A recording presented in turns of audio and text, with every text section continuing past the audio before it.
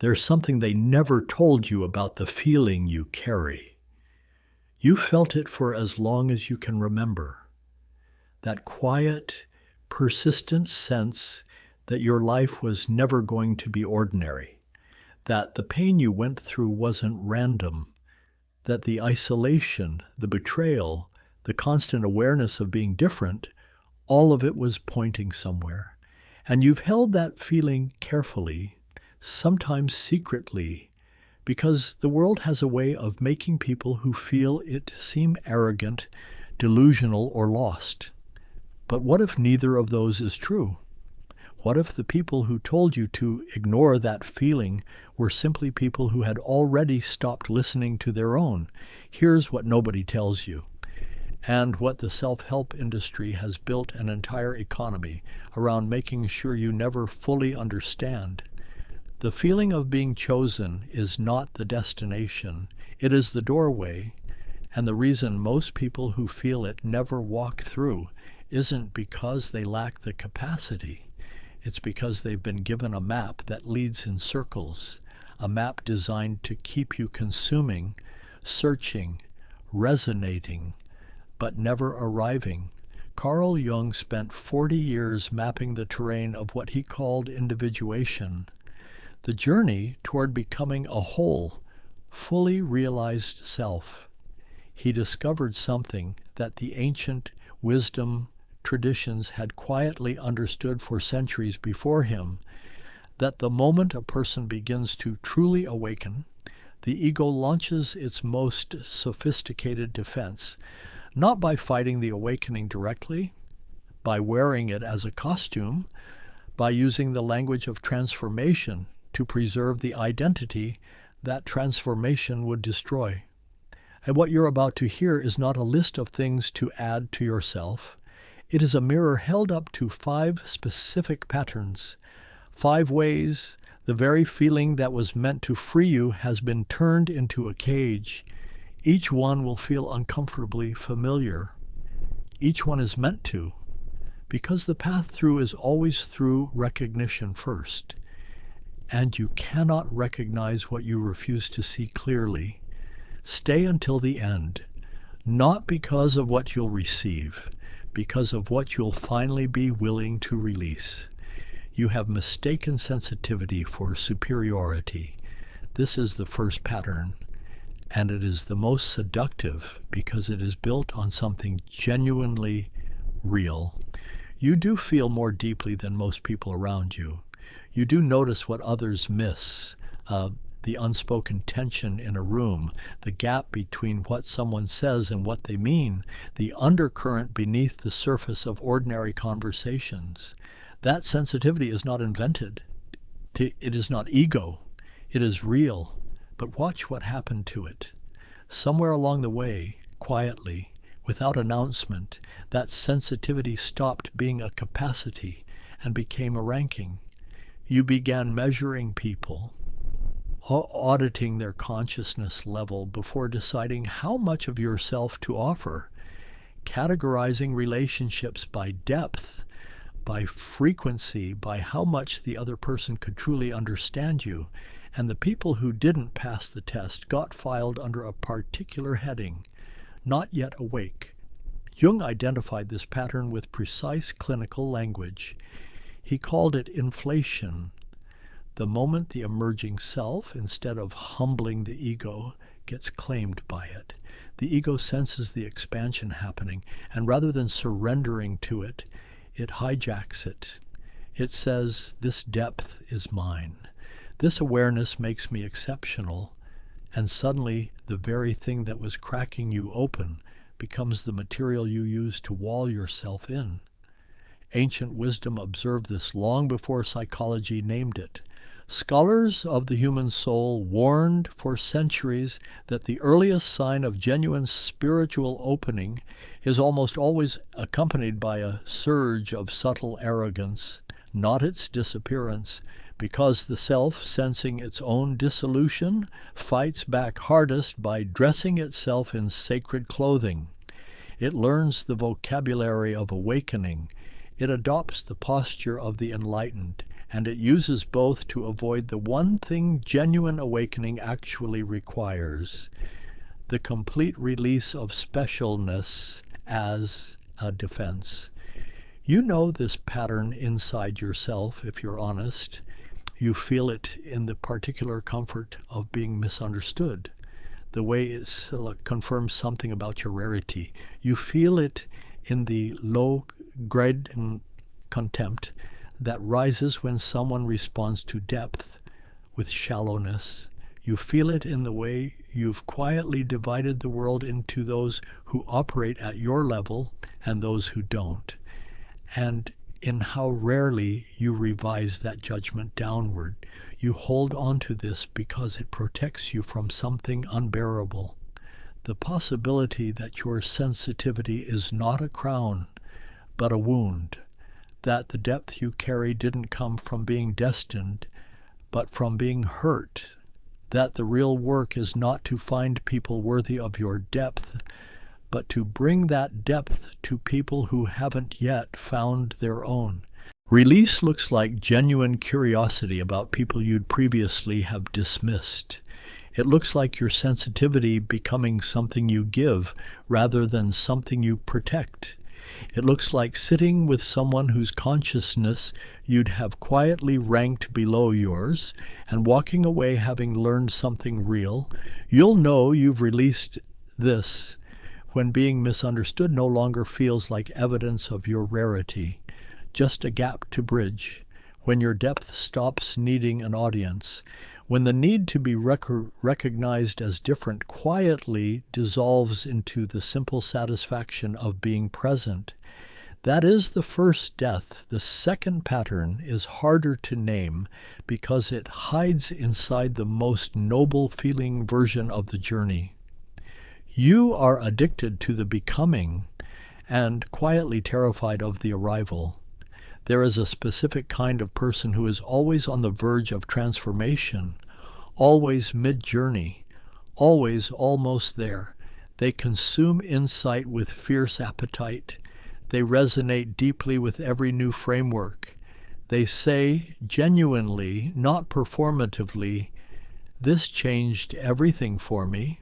And 6 weeks later, they say the same thing about something new. The transformation resonates. The transformation lands. The transformation never actually changes anything structural about their daily existence.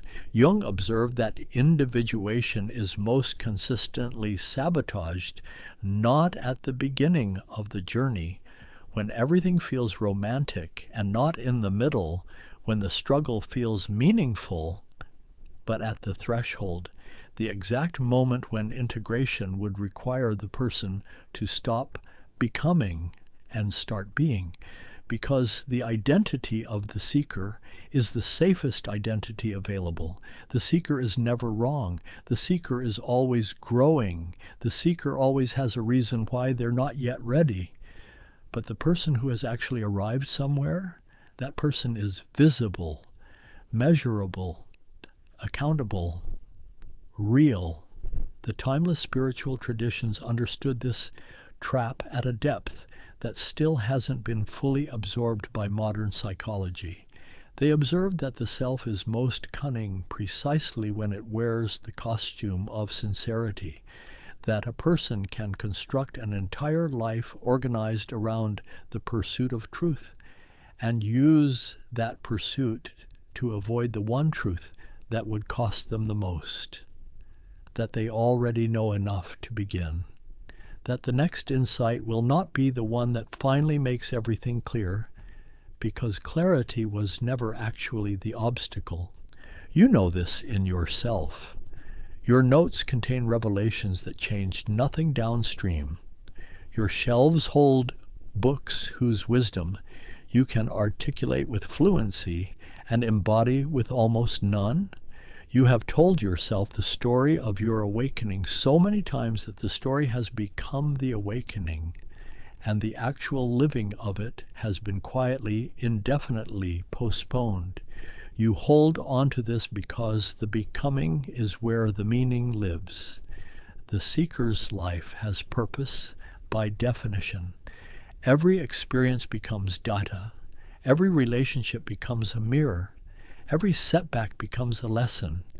To arrive somewhere would be to surrender that architecture of meaning, to become just a person, living a life, without the ongoing drama of transformation as a constant backdrop. Release looks like choosing one thing you already know and living it so completely that it restructures your actual behavior, not learning more, not finding a better framework, taking what you already have fully, specifically, consistently, until it becomes the way you move through the world rather than the way you think about it. You'll know you've released this when consuming content about awakening no longer feels urgent, when you can go weeks without needing a new insight to feel oriented, when being still stops feeling like falling behind. If what you've heard so far has landed with any weight, if you've felt yourself in either of those two patterns, that recognition is not accidental. That recognition is the beginning of the actual work. And the actual work requires more than a single video can hold. There is a resource linked below that goes deeper into exactly what you've been hearing, structured, specific, and designed not to give you more to think about, but to give you a process for what to do with what you already know. If this message is resonating, that is the next step. Not another search, not another video. That one link followed through completely. But the next three patterns are where this becomes irreversible, so stay. You have turned your wound into your identity, and your identity is now protecting your wound. Every person who carries the feeling of being different has an origin story, a difficult childhood, a betrayal from someone trusted, years of being the outsider, the one who didn't fit the template everyone else seemed to inhabit without effort. And that origin story is real. The pain inside it is real. What happened to you happened. But somewhere between the experience and the present moment, quietly, without a single conscious decision, the wound stopped being something that happened to you. It became something that is you. Jung's concept of the shadow is essential here. The shadow is not simply the darkness we refuse to acknowledge. It is everything the psyche has suppressed, including the parts of us that existed before the wound arrived, the self that didn't need suffering to be interesting, the self that wasn't organized around what it survived. When the wound becomes an identity, that original self gets cast into shadow, and the ego guards the wound with extraordinary vigilance, because without it, the question becomes genuinely threatening. Who are you, if not the person who went through that? The oldest recorded traditions of human wisdom named this dynamic with a precision that centuries have not dulled. They observed that the human soul can make its suffering sacred, can use pain as a source of authority, as a claim to be handled carefully, as a reason why ordinary expectations do not apply. And this is almost never conscious. It feels like self-awareness. It feels like honesty. It presents itself as the mark of someone who has done real work. But the test is simple. Does talking about your wound increase your energy or drain it? Does it draw people closer or create a careful distance? Does it explain your life or does it run it? You know the feeling of having a reason, the particular comfort of a history that accounts for why you can't, why you didn't, why it's complicated. The way your past surfaces in conversations at precisely the right moment to contextualize your limits. You have built your psychology so thoroughly around the narrative of what was done to you that you can no longer clearly see where the wound ends and you begin. You hold onto this because the wound gives you permission to move slowly, permission to need more time than others, permission to expect that the people who love you will navigate carefully around the places you're still tender. And it gives you something even more precious than permission. It gives your suffering meaning. Without the wound as a central organizer, the pain might have just been pain. With it, you are a person being forged by fire into something rare. That story is not entirely wrong, but it has an expiration date, and you passed it. Release does not mean forgetting. It does not mean minimizing what happened or performing a forgiveness you don't genuinely feel. It means the story no longer runs on autopilot. You can tell it without becoming it. You can acknowledge what shaped you without using it as a ceiling on what's possible. You'll know you've released this when someone asks about your past and you answer briefly, not because you're suppressing anything, but because it genuinely occupies less space than it used to. When you stop testing new people against whether they fully understand your wound before you allow them close, when your healing stops being the most interesting thing about you. The fourth pattern is quieter than the others. It doesn't announce itself. It hides inside something that looks almost identical to patience. You have been waiting for permission from the world to become who you already are. Not consciously. Consciously, you know better. You've read the books, you know the frameworks, you understand that authorization comes from within, but watch your actual behavior, not your stated beliefs. Watch how you adjust your presence depending on who is in the room. Watch how you expand when the environment feels safe and contract when it doesn't. Watch how you've calibrated the full expression of yourself to the ceiling of what the people around you are comfortable receiving. You are waiting for the right moment, the right relationship, the right external confirmation that what you sense in yourself is actually there. And until that confirmation arrives, until someone or something in the world reflects back to you that you are who you think you are, you hold the fullest version of yourself in reserve.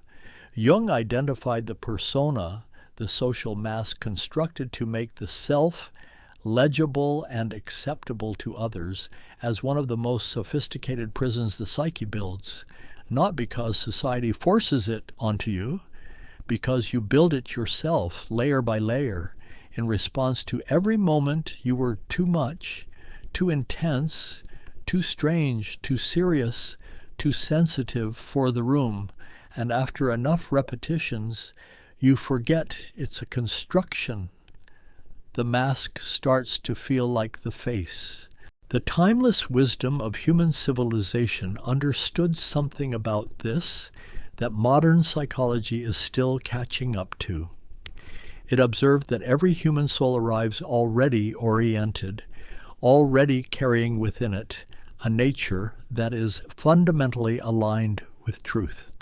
The journey is never to construct that self from scratch. It is to uncover what the years of performance and protection buried. The question is never, who should I become? The question is always, what have I been hiding? And from whom and why? You do this in your creative work, holding back the full version of what you want to make because the reception isn't guaranteed.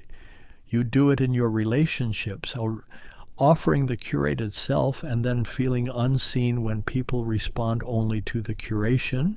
You do it in your ambitions, moving at the speed of what feels defensible rather than the speed of what you know in your bones is true. Release looks like making the decision before the evidence arrives. Committing to the full expression before the approval is secured, not recklessness. Precision. The precision of someone who has stopped outsourcing their own authorization to the shifting opinions of people who are themselves still waiting for permission. You'll know you've released this when you take the action you have been delaying, the creative work, the difficult conversation, the life direction you've been circling. And what you feel is not triumph, but a quiet rightness when the response of others becomes genuinely secondary, not because you've suppressed the desire for recognition, but because you no longer need it in order to move. The fifth pattern is the one underneath all the others. If you have been honest through everything that came before, you already feel it waiting. You are afraid that if you fully become who you are capable of being, you will end up alone. Not the loneliness you already know. You have survived that loneliness. You have even, somewhere along the way, found a private meaning in it. The solitude of the person who sees clearly in a world that prefers comfortable blindness. That loneliness you have made peace with. The loneliness you are afraid of is different. It is the loneliness of having actually changed while the people you love have not, of becoming someone your own history does not recognize, of walking into a version of your life where the old relationships no longer fit and the new ones have not yet arrived. That gap, that suspended in-between space where the old self is gone and the new one is not yet solid, is the real reason most people stop. Not because the destination is too hard, because the crossing feels like annihilation. Jung was precise about this, and he did not soften it. He described the dissolution of the old identity not as a metaphor for death, but as something the psyche experiences with the full weight of actual death, the relationships organized around who you used to be, the family roles built on your limitations, the friendships sustained by your wounds remaining open, the version of yourself that people have learned to love or learned to manage or learned to need in their particular form. All of it restructures, all of it shifts, and the people around you, consciously or not, will resist that shift, because your change confronts them with the possibility and the demand of their own. The wisest traditions of human civilization did not look away from this crossing. They named it directly: the death of the lower self, the shedding of the accumulated identity, the moment the soul stops organizing itself around its smallness. They observed with clear eyes that this threshold is always terrifying, always resisted, and always on the other side, described by those who made it as the most necessary and most liberating passage of their entire existence. You know the resistance in your own body. You have felt it at the edge of genuine change, that specific moment when the leap is right there, when everything in you knows it is time, and something ancient and protective pulls you back. You have calibrated yourself quietly and over years to the ceiling of what the people around you are comfortable with. And here is the part that is most important to sit with, the part that requires the most honesty. The thing that has been pulling you back is not fear in its raw form. It is love, real, genuine love for the people in your life, the knowledge that your change will unsettle them, the unwillingness to be the person who moved forward and left others behind. And that love is not wrong, but it has been quietly, consistently used against you by your own psyche as the most compassionate-sounding reason to stay smaller than you are.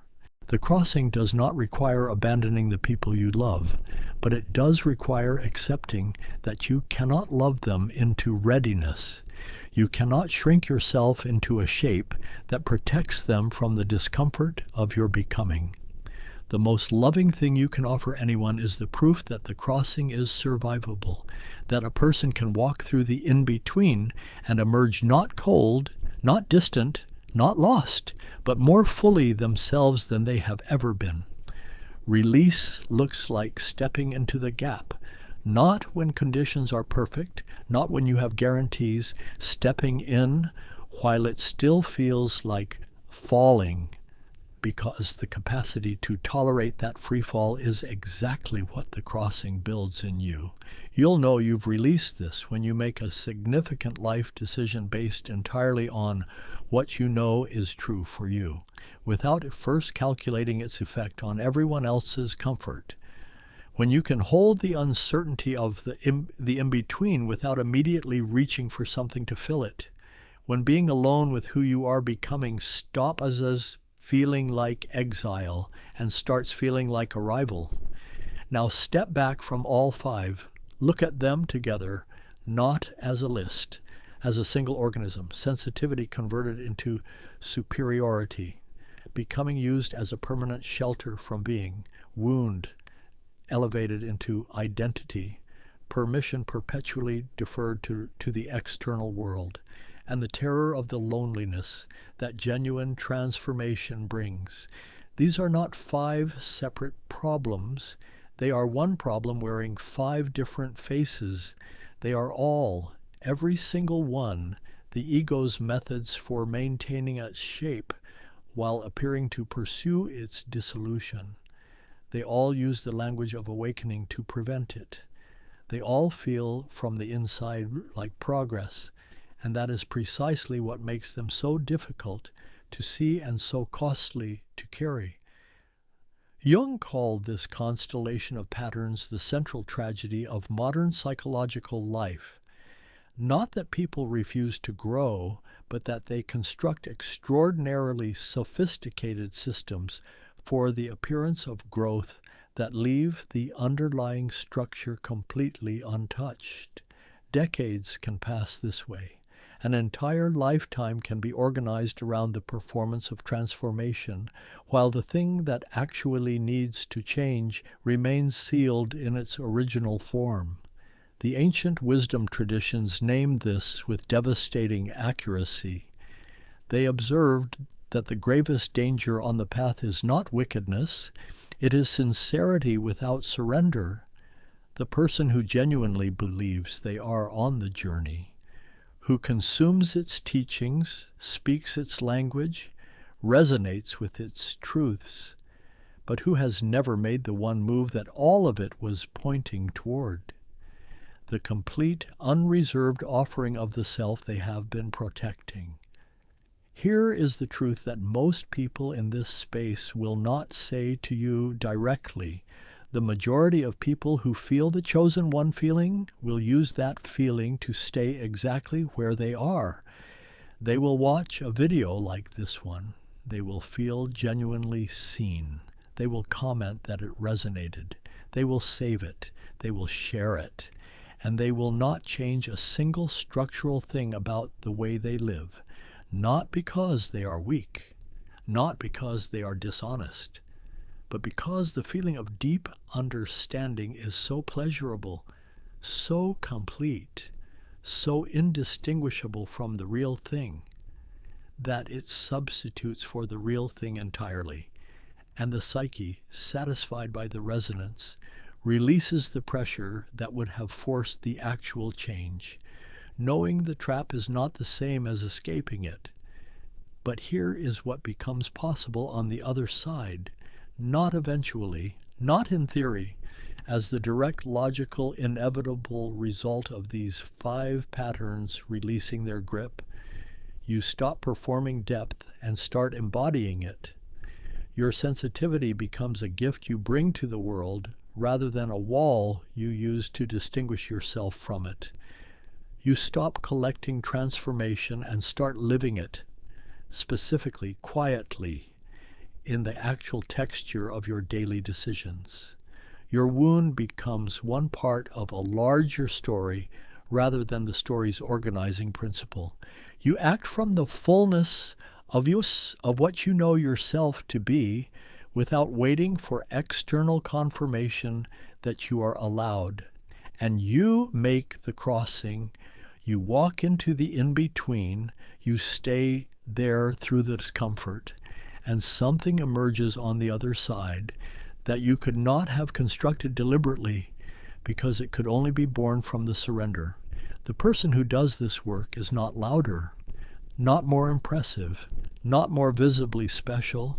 They are quieter, more grounded, more genuinely present in the small moments that most people sleepwalk through. They have less to prove because they have stopped the audition. They love more freely because they are no longer managing a wound. They create more fully because they have stopped waiting for permission. They move through the world with a particular quality that has no good modern name, something between gravity and lightness, between certainty and openness, between strength and complete vulnerability. They are, in the only sense that has ever mattered, free. Jung said the privilege of a lifetime is to become who you truly are, not the privilege of the talented, not the reward reserved for those who suffered the right amount or searched the longest or resonated with the most content. The privilege of a lifetime, available to anyone at any moment, willing to pay the only price it has ever asked, the death of who you have been pretending to be. You felt something across this video. In one of those 5 patterns, something landed harder than the others. That one, the one you felt most in your body, most in the place you didn't want to look, that is your door. Not the most comfortable insight. The most uncomfortable one. The chosen one is not the person who feels the calling most intensely. It is the person who, when the moment of genuine choice arrives, chooses fully, without guarantee, without permission, without waiting for the feeling to be stronger or the conditions to be better. That moment is not coming. It is here. The question was never whether you are chosen. The question is what you will do with this moment right now, before the feeling fades and the familiar patterns reassemble themselves and life continues exactly as it was.